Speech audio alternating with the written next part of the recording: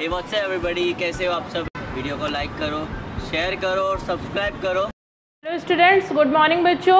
आप सब कैसे हैं? आई होप आप अच्छे होंगे। बच्चों, हमारा हिंदी साहित्य जो है 10th क्लास का वो ख़त्म हो गया था और आज हम आपके लिए ये नया टॉपिक लेकर के आए हैं, नया चैप्टर ग्रामर जो है वो पोर्शन हमको पढ़ाना है, व्याकरण। और इसमें सबसे पहले हमने समास उठाया है, ठीक है, जिसको कि इंग्लिश में कंपाउंड भी कहते हैं। यहाँ हमने लिखा है, हो सकता है आपको ना दिखाई दे रहा हो, कुछ थोड़ा सा सेटिंग में प्रॉब्लम आ गई है, इसलिए तो जो चीज़ आपको नहीं समझ में आ रही है, नहीं दिखाई दे रहा है, उसको हम आपको मौखिक रूप से भी बताते चलेंगे। तो बच्चों, सर्वप्रथम ये वीडियो जो है वो क्लास 10th का ग्रामर यानी व्याकरण का समास, इस टॉपिक पे हम आज पढ़ेंगे, ठीक है बच्चों। देखिए यहाँ पर हमने लिखा हुआ है समास, आप देख पा रहे होंगे। इसको इंग्लिश में कहा जाता है कंपाउंड कहते हैं। अब सबसे पहले आप ये जान लीजिए कि समास जो शब्द है इसका शाब्दिक अर्थ क्या होता है। तो समास का मतलब होता है संक्षिप्तीकरण, यानी किसी भी चीज़ को समराइज करना, छोटा करना। अब जैसे मान लीजिए कि हमको एक शब्द कहना है, हमने कहा कि रसोई के लिए घर, हाँ, तो रसोई के लिए घर इतना लंबा हम ना कह के हम क्या बोल दे रहे हैं, हम कह रहे हैं कि रसोई घर, है ना। तो रसोई के लिए घर कहिए या आप क्या कहिए, रसोई घर। अब आप बोलिए कि पुस्तक के लिए आलय, यानी कि किताब का एक घर, या आप क्या बोल दीजिए, पुस्तकालय, है ना।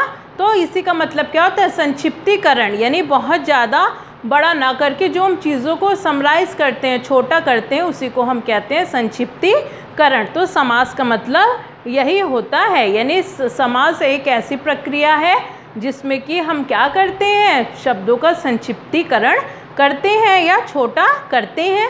उसकी परिभाषा आप किताब से देख लीजिएगा। और 10th क्लास बच्चों, ये जो टॉपिक है हम आपको 9th क्लास में पढ़ा चुके हैं, लेकिन हम आगे बढ़ने से पहले एक बार फिर से इसको यहाँ पर रिपीट कर रहे हैं। तो परिभाषा और अर्थ आपको समझ में आ गया कि समास किसे कहते हैं। समास एक संक्षिप्तीकरण की प्रक्रिया होती है।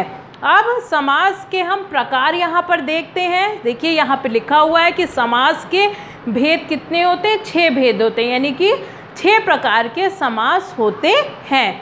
अब सबसे पहला हमको देखना है, लिखा है अव्ययी भाव समास। अब अव्ययी भाव, अव्ययी समझने के पहले आप अव्यय जान लीजिए किससे कहते हैं। अव्यय वे शब्द होते हैं जो कभी नष्ट नहीं होते और ना इन पर संज्ञा और सर्वनाम का, क्रिया का, लिंग, धातु, वचन किसी का भी प्रभाव नहीं पड़ता है। ये अपने एज इट इज़ रूप में बने रहते हैं, मतलब कि इन पे किसी का भी प्रभाव नहीं पड़ता है और ना ये कभी नष्ट होते हैं। उन्हीं को हम अव्यय कहते हैं। अव्यय यानी कभी ना खर्च होने वाला, तो इसी से बना है अव्ययी भाव समास। अब देखिए यहाँ पे ये परिभाषा हमने लिखी है, आप ध्यान से देखिएगा और अगर नहीं दिख पा रहा है तो मैं बोल रही हूँ, एक एक शब्द को आप अच्छे से सुने। लिखा हुआ है कि जिस समास का पहला पद अव्यय प्रधान हो उसे हम अव्ययी भाव समास कहते हैं। यानी कि जिसमें पहला पद आप जानते हैं, पहला पद को हम कहते हैं पूर्व पद और बाद के पद को हम क्या कहते हैं, उत्तर पद कहते हैं। तो देखिए यहाँ पे एक शब्द लिखा हुआ है प्रतिदिन। तो प्रतिदिन में पूर्व पद क्या है, यानी जो पहले का शब्द है वो क्या है, पद प्रति, और उत्तर पद क्या है, दिन, है ना। तो अब हमने इसको अलग कर दिया, प्रति प्लस क्या हो गया, दिन, तो प्रतिदिन। और ये प्रति क्या है, हमारा अव्यय है। तो अब देखिए जैसे आ है, आ भी क्या है, हमारा अव्यय है। तो आ प्लस जन्म बराबर क्या हो गया, आ जन्म। आ जन्म मतलब जीवन भर। प्रतिदिन का मतलब होता है हर रोज, डेली। अब भर पेट, भर क्या है, हमारा अव्यय है, तो भर प्लस पेट बराबर क्या बन गया, भर पेट। फिर देखिए यहाँ पर लिखा है हाथ प्लस हाथ बराबर क्या बन गया, हाथों हाथ। तो बच्चों ये अव्ययी भाव समास के उदाहरण हैं, यानी जिसमें पहला पद क्या हो, अव्यय हो, उसे हम अव्ययी भाव समास कहते हैं। अब देखिए हमारा दूसरा समास आ गया है तत्पुरुष समास। तत्पुरुष समास के लिए आपको छोटी कक्षाओं में कारक चिन्ह बताया गया होगा। तत्पुरुष समास की पहचान करने का सबसे आसान सरल उपाय होता है कि आपको जो कारक के चिन्ह हैं उसको याद करना बहुत ज़रूरी है। अगर आपको नहीं भी याद है या आप भूल गए हैं तो आप सुन लीजिए। सबसे पहला प्रथमा विभक्ति होता है कर्ता कारक। कर्ता ने कर्म को करण से संप्रदान के लिए अपादान से अलग होने का भाव, संबंध काकी के रारी रे, अधिकरण में पेपर और संबोधन हे अरे हो, है ना।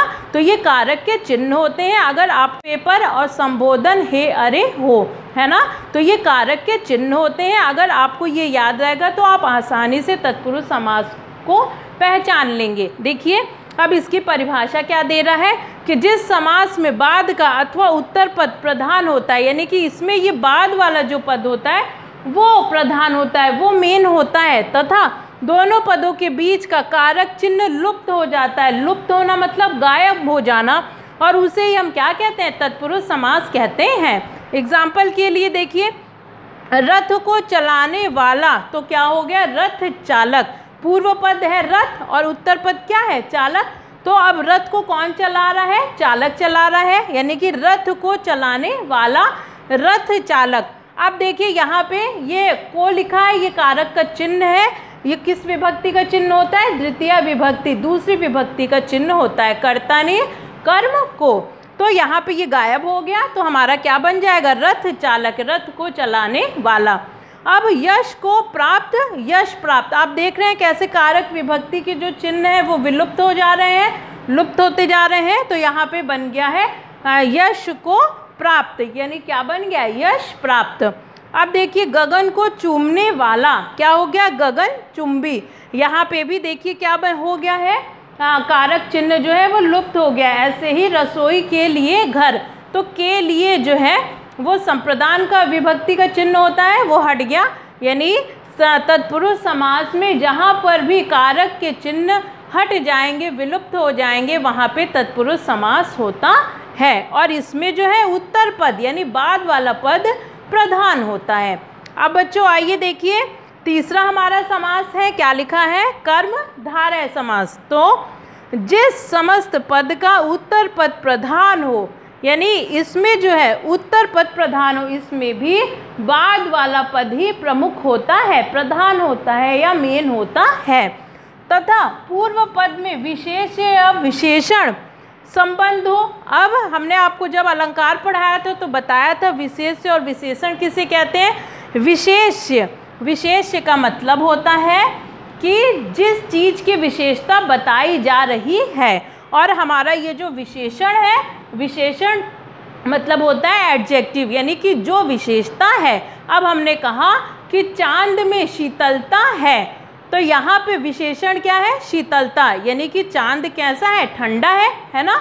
तो शीतलता विशेषण है और विशेष्य क्या है, चांद है, यानी किसकी विशेषता बताई जा रही है, चांद की। तो यहाँ पे चांद विशेष्य है और शीतलता विशेषण है। तो कर्मधारय समास क्या कहता है कि इसमें उत्तर पद प्रधान हो और लेकिन पूर्व पद में विशेष या विशेषण हो, यानी दोनों में विशेष विशेषण का संबंध होगा। यानी जहाँ कहीं, सीधी सरल सी बात है, आप देखें कि जहाँ कहीं एडजेक्टिव यानी विशेष या विशेषता बताई जाएगी, उन शब्दों में कौन सा समास पाया जाएगा, हमारा कर्मधारय समास पाया जाता है। जैसे आप देखिए उदाहरण के तौर पे, चंद्रमुख यानी कि चंद्रमा के समान मुख, मुख चेहरा कैसा है, चंद्रमा के समान है, यानी कि मुख चेहरे की विशेषता एडजेक्टिव इसमें क्या बताई जा रही है, चंद्रमा के समान।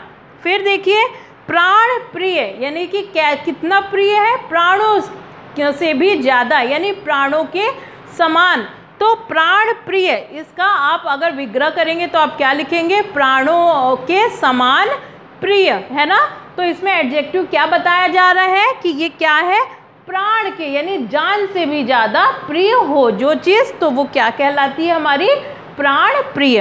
अब देखिए लाल मणि, लाल मणि का मतलब होता है, लाल है जो मणि, यानी कि मणि जो पत्थर है हमारा, जो नगमा है वो किस कलर का है, लाल, यानी उसकी एडजेक्टिव क्या बताया जा रहा है, विशेषता क्या बताई जा रही है मणि की, कि वो किस कलर की है, लाल रंग की है। तो लाल है जो मणि, क्या बन गया, लाल मणि। फिर देखिए महापुरुष, महापुरुष यानी महान है जो पुरुष, यानी पुरुष तो कई प्रकार के हैं, है ना।